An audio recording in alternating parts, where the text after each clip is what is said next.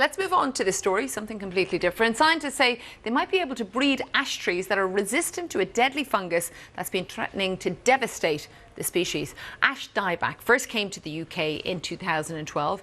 It's caused by a fungus that can spread very quickly. A classic symptom is this. Let's take a look. It's a diamond-shaped mark that's on the tree, on the bark. And here in the UK, the disease could actually kill up to 70 million trees. The cost to the economy, also really quite something, £15 billion. Dr. Richard Buggs is one of the scientists who's involved, and he announced his new research with this tweet. He said that we discovered the genetic raw materials for resistance to Ash Dieback in UK ash populations. So exactly what does this mean? I've been speaking to him. Ash Dieback is caused by a fungus that originated from the far east of Asia, and since the 1990s it's swept across Europe. It arrived in the UK, we found it first in 2012. It's now spread throughout the whole of the country and into Ireland, and it's causing a huge amount of damage to our ash populations. We did a study on the European continent where they've had Ash Dieback for over 15 years now, and we found up to 69% of trees have died in woodlands and up to 85% in plantations. So it's a devastating disease. And I mean, when we think about that amount of trees, it must be incredibly difficult then for the environment to recover. But there is something hopeful that you have found. Yeah, so we're announcing today the discovery of the genetic building blocks of resistance that we found in UK ash populations. So we found over 3,000 places in the DNA of ash trees that are associated with resistance to Ash Dieback.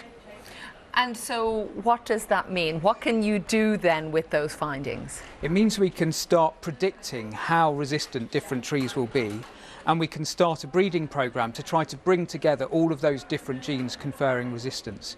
At the moment there's no one tree or no population of trees with all of the variants associated with resistance. If we could get all of them into one population, then we could have an even more resistant tree, and that could help us to replace ash trees that are dying all across Europe. That does sound like a hugely ambitious project, though, to try and replace these trees that, as you say, go totally across Europe. It is a massive endeavour, but the good news is that natural selection already is beginning to select in nature for trees with more resistance to Ash Dieback. And our genetic findings mean that we can follow that and understand more what's happening at the genetic level and predict the outcomes of that process.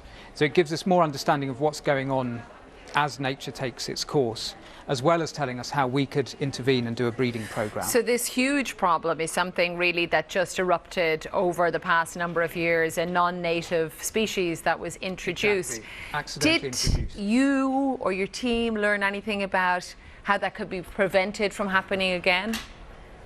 Well, this is a problem that we have with global trade moving pests and pathogens around the world at unprecedented rates.